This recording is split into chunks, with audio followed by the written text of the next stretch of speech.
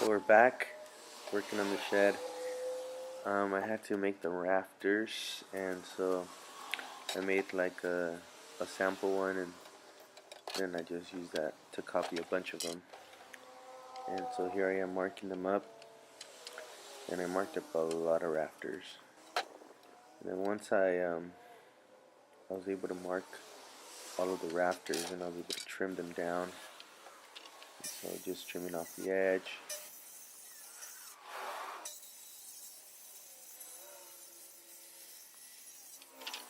And once that's done, then you can trim off where it's going to attach to each of the walls. So I had to go on both sides there. And I did all the rafters on that left side, but it turned out it was a little bit crooked. Some of the rafters didn't fit perfectly, so I had to take some of them off. Then I just did the right side. Once that was done, I had to take some of the left ones off to kind of get everything lined up correctly. And so then I installed the window and did the siding on the front, and then I can add some of the doors. And here you can see the front door, and that's the old kitchen door from the church. So I used that up, and now I'm going to install all the siding. And I installed the siding on the front wall and the back wall. Here's the right side where I have the double doors. You might recognize those double doors. Those are the old double doors from our entryway into the church. And this is a piece of siding that was left over from the left side, and I'm just kind of trying to use everything I could, so I don't waste any of the siding, because it's not that it's very expensive, but you know, it is kind of expensive.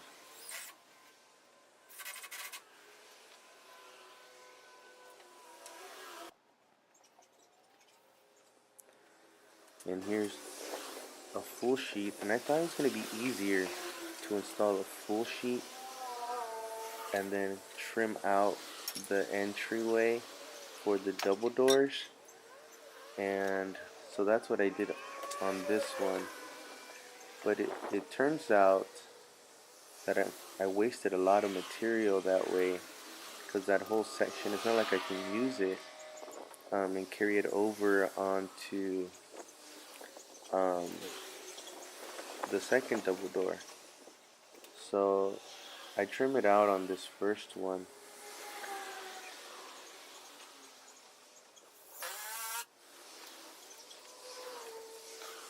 And I've been working alone this whole time, so everything kind of takes me a little bit longer, just because I don't have an extra hand to help out.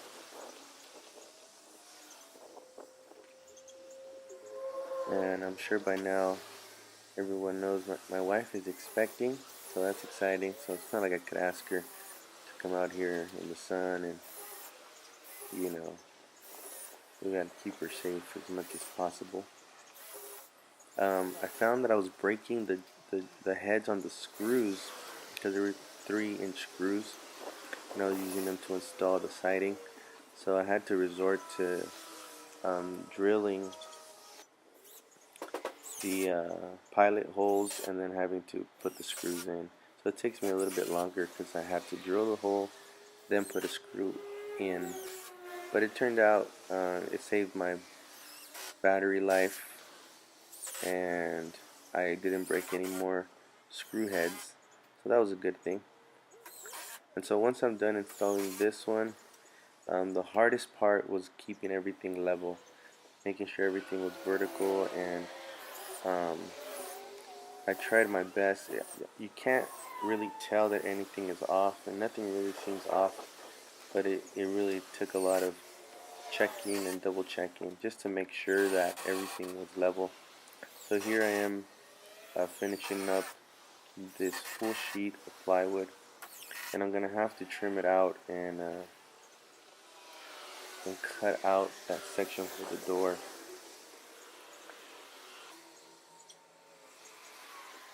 So here I am trying to make sure I get all my lines right before I cut. Don't want to cut and end up being off by very much. And you can't see, but I went inside and I drilled holes um, where I wanted to put the level. So that's not in the video. That's how I knew where to put the uh, the level and make my markings. I just don't want to tear anything, and so I'm trying to hold everything in place so nothing falls. And this siding isn't the highest quality, so I gotta make sure that it doesn't fall. So here I am cutting out that doorway, and like I said, I didn't want to waste a lot of the siding, so I figured out that I just had to make my own overlap. So you'll see here in the next clip um, some of that siding. Um, I didn't want to waste a whole another sheet, so what I did is I just made my own siding from scraps, and that really helped conserve a lot of the waste. So here I am. I'm gonna make my own siding uh, laps here so that I can make sure that I don't waste anything. And I know it looks like I knew what I was doing, but it took me a lot of measuring and a lot of thinking through this before I made any of the cuts. So you can't see that on the video, but I really tried to take the time and make sure I didn't mess up, and it worked out good. Um, Nothing that you can tell. So here I am just trying to make sure that that piece is as level as possible, and it seemed like it was going well. So I went ahead and screwed that in. Just checking again. I didn't want to mess up, so I was checking, double checking a lot.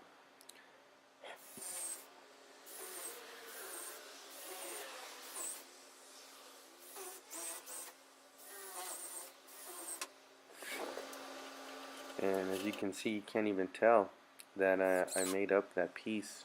It fit right in place. Everything lined up perfectly. So I was very excited, and you guys got to see my table saw. It's already in place. That's where it's going to be. And um, I actually found that table saw on the side of the road. I had bought one, little cheapy one, and I used it for a very long time, and now I use this one. This is very heavy duty. It's a cast iron top. The guy who left it on the side of the road saw me as I was taking it apart, trying to fit it into my Subaru trunk, and man, it was so heavy, and I had no tools. So just with some pliers, I took it all apart, and little by little, I just piece by piece, I put it in the trunk of the car, and I brought it home and put it back together. But it is extremely heavy. It took me just about an hour to move it back here, just because I had to take pieces apart and roll it as best I could through the little side of the house. And so here I took another scrap piece and I did the same thing. I made laps so that so it would lay over um, the other piece of siding, and I just kind of put it in place. And as you can see, it's a little short, but I think after I put um, some paint and some trim, I don't think you'll be able to notice the joint at the bottom. Hopefully, we'll see. But I prefer to do it this way so I could save on the siding. As you can tell, a lot of the stuff is reused. Most of the 2x4 was reused from when I did the cement. All of it pretty much. I think I only spent about $80 on framing, so that's extremely cheap for this build. The roof, plywood, Somebody was throwing it away, and a brother from the church, he saw it and thought about me because I told him I was making a shed, and so he picked up those 6 panels, and I kind of just made it work. And there's the other panel just flying in the wind there. And so I'm trying to conserve as much as possible, just because I don't want to spend too much for a shed. Um, but so far so good. Um, I'm completely under what it would cost me to buy one at the store at Home Depot or any of the shed stores. So that's a good thing. And here I am marking everything down so I can trim everything off and making sure everything lines up perfectly. And as you can see now, so I trimmed this.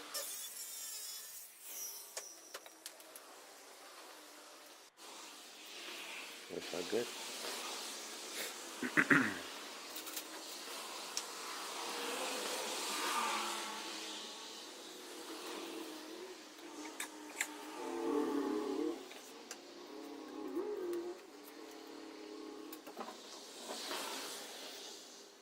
Just trimming off the side.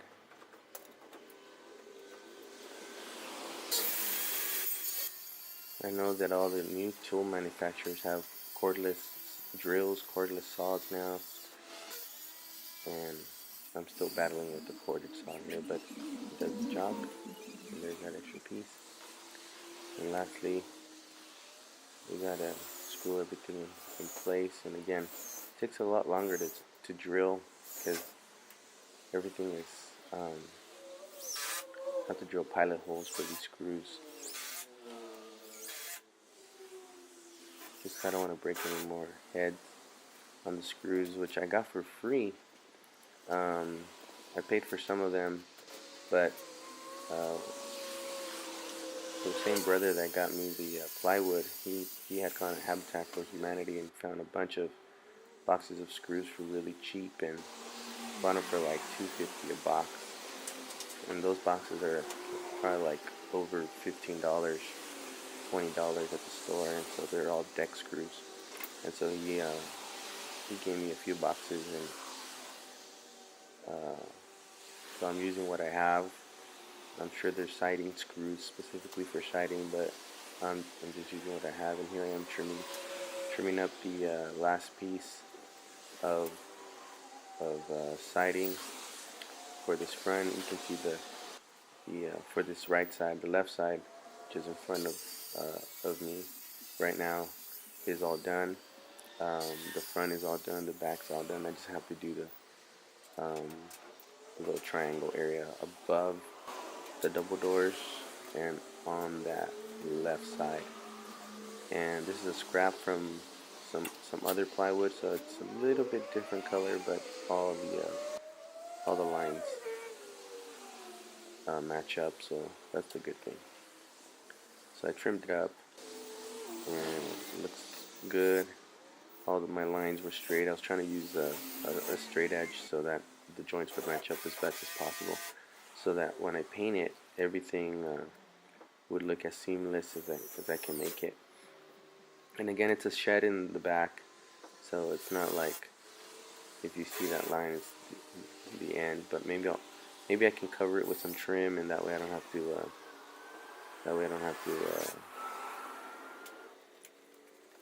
Try to do a good job trying to make it blend.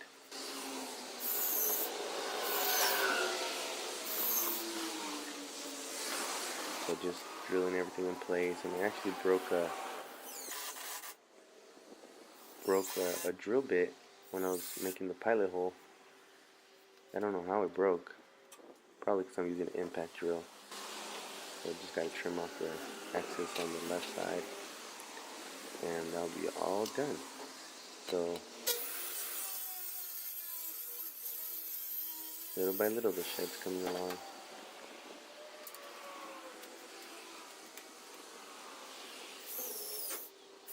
Just got to screw it in place. There you can see I'm replacing the drill bit that I just broke.